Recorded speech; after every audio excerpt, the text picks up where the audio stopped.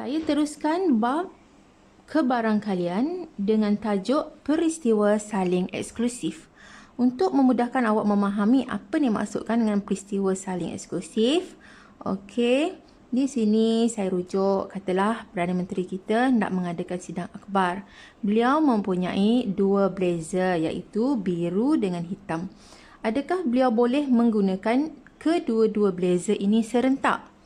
Dah tentulah tak boleh dan beliau hanya kena pilih salah satunya sahaja. Jadi ini yang dikatakan peristiwa saling eksklusif. Maksudnya berasingan, tidak berlaku serentak. Contohnya dekat sini. Okey. Jadi yang di sini blazer biru, yang di sini blazer hitam. Jadi kena secara berasingan. Tidak boleh berlaku serentak. Okey. Kalau sebelum ini yang kita belajar iaitu kalau P, B kesatuan H adalah sama dengan PB tambah PH tolak PB bersilang dengan H. Ini kita dah belajar pada tajuk sebelum tu.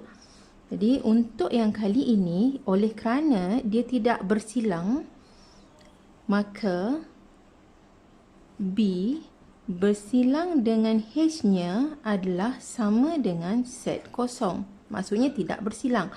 Bila tidak bersilang, maka P, B kesatuan dengan H adalah sama dengan PB tambah PH. Jadi yang ini dah jadi kosong. Okey.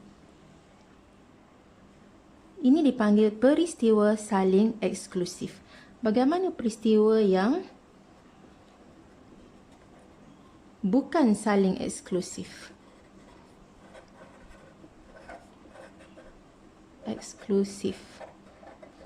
Okey, contohnya dalam permainan. Ada permainan, katalah ada permainan tenis dan juga ada permainan bola sepak. Okey. Jadi saya buat rajahnya begini. Ini permainan tenis, ini permainan bola sepak. Dan yang di tengah-tengahnya ada juga orang yang suka kedua-dua permainan tersebut. Bila dia bersilang, kita panggil dia peristiwa bukan eksklusif. Okey, contoh bagaimana peristiwa saling eksklusif. Ada satu syarikat menawarkan pakej pelancongan. Ada 15 pakej pelancongan. Pelancongan ke Korea ada 5. Ke Jepun ada 3 dan ke Turki ada 7. Jadi di sini kebarangkalian ke Korea ialah 5/15. Kebarangkalian ke Jepun ialah 3/15 dan kebarangkalian ke Turki ialah 7/15. Soalannya di sini, cari kebarangkalian pakej yang dipilih ke Korea atau ke Jepun. Okey, ingat kalau atau tengok huruf ujungnya atau bermaksud pakej ke Korea, kebarangkalian pakej ke Korea atau iaitu kesatuan ke Jepun. Dan dia adalah sama dengan bila dia secara berasingan, Korea dengan Jepun dah tentulah lain-lain. Jadi kita buat tak ada yang ini. Tinggal yang ini sahaja. Okey, jadi bermaksud P kebarangkalian Korea tambah kebarangkalian ke Jepun. Dan sama dengan 5/15 tambah ke Jepun ialah 3/15. Dan jawapannya 8/15. Okey, contoh yang kedua. Okey, kebarangkalian pakej yang dipilih ke Jepun ataupun ke Turki. Ke Jepun atau ke Turki. Jadi bermaksud sama dengan P ke barang kalian Jepun tambah ke barang kalian ke Turki. Okey, tadi kita dah buat. Just ambil sahaja ke Jepun ialah 3/15 tambah ke Turki ialah 7/15. Bermaksud 10/15. Permudahkan dia menjadi 5 kali 2, 5 kali 3. Jadi 2/3. Dan yang akhir sekali dia boleh juga berlaku ketiga-tiganya. Ya. Ke barang kalian, ke Korea atau ke Jepun atau ke Turki. Jadi dia adalah sama dengan P ke barang kalian K tambah ke barang kalian J tambah ke barang kalian T. Dan sama dengan Okey, Korea 5/15 tambah ke Jepun 3/15 ke Turki 7/15 dan bersamaan dengan 15/15 ataupun sama dengan 1.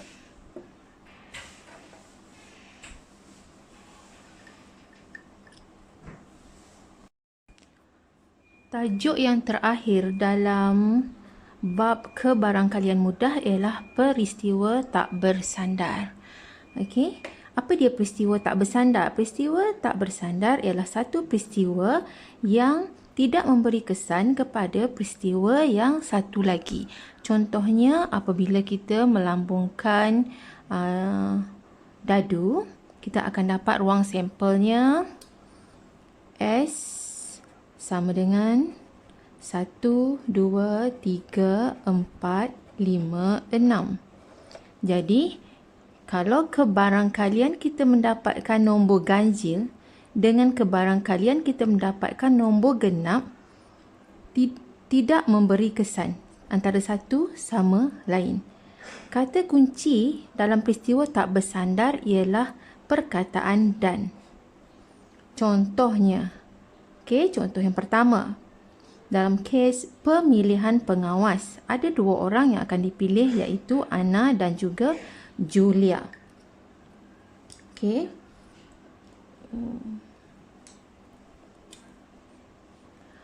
Kebarangkalian memilih Anna ialah kebarangkalian kita memilih Anna,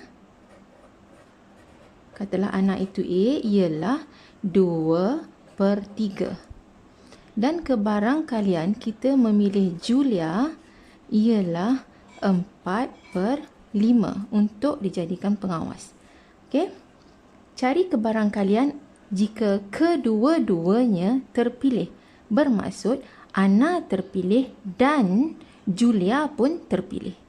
Jadi kita menggunakan perkataan dan. Jadi di sini jika kedua-duanya terpilih ialah PA darab PJ. Bermaksud 2/3 darab 4/5. Jadi kita dapat jawapannya 8/15. Okey. Yang kedua, Anna dipilih dan Julia tidak dipilih. Jadi Anna dipilih ialah A, Anna dipilih dan darab. Okey, dan di sini merujuk kepada perkataan darab. Anna dipilih dan Julia tidak, ada perkataan tidak. Kebarangkalian Julia tidak dipilih. Bila tidak dipilih, saya buat tanda prime. Jadi bermaksud di sini Kebarangkalian Ana dipilih, kita ambil 2/3. Dan Julia tidak dipilih. Kalau Julia dipilih ialah 4/5. Jadi bila tidak dipilih ialah 1 tolak 4/5, iaitu 1/5. Jadi di sini 1/5. Okey.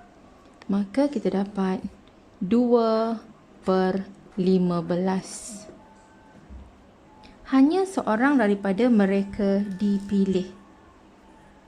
Okey, bermaksud kebarangkalian Ana dipilih, Julia tidak dipilih. Tanda ini menunjukkan tidak dipilih. Satu lagi pilihan, Ana tidak dipilih, Julia dipilih. Sama ada kesnya berlaku sama ada yang ini atau yang ini. Bila menggunakan perkataan atau, tambah. Okey, bila menggunakan perkataan dan, darab. Jadi di sini kebarangkalian Ana dipilih dan Julia tidak dipilih. Atau kebarangkalian Ana tidak dipilih dan Julia dipilih. Okey. Jadi Ana dipilih ialah 2/3 dan Julia tidak dipilih. Kalau 4/5 tidak dipilih ialah 1/5. Tambah Ana tidak dipilih. Kalau sini dipilih 2/3, tidak dipilih ialah 1/3. Dan Julia dipilih 4/5. Bermaksud ni kita darabkan 2/15 tambah 5/5. Salah. 4/15 bersamaan 6/15. Permudahkan. 3 kali 2, 3 kali 5. Jadi untuk peristiwa yang tak bersandar, jika ada dua peristiwa, peristiwa A dan peristiwa B, sebab dia menggunakan perkataan dan, okey, boleh ditulis sebagai ini dannya, dan jadi bermaksud kebarangkalian A dan ataupun bersilang dengan B. Dan ini merujuk kepada tanda bersilang. Okey, dan dia adalah bersamaan dengan PA darab PB. Kebarangkalian A darab dengan kebarangkalian B. Itu maksudnya penggunaan perkataan dan. Untuk contoh seterusnya, di sini, okey, ada contoh yang kedua. Diberi di sini iaitu jika Wani dan Husna mengambil kedua-dua ujian. Okey, ini jadual ini menunjukkan di mana kebarangkalian mereka lulus. Okey, Wani lulus, kebarangkalian dia lulus bahasa Melayu ialah 2/5. Lulus bahasa Inggeris ialah 3/4. Husna, kebarangkalian dia lulus bahasa Melayu ialah 1/3 dan lulus bahasa Inggeris ialah 4/7. Okey, soalannya, cari kebarangkalian bahawa Wani lulus kedua-dua ujian. Bermaksud kebarangkalian untuk Wani, bahasa Melayu dia lulus, bahasa Inggeris pun, dan bahasa Inggeris pun dia lulus. M ini untuk bahasa Melayu, I untuk bahasa Inggeris. Okey, bersamaan dengan PM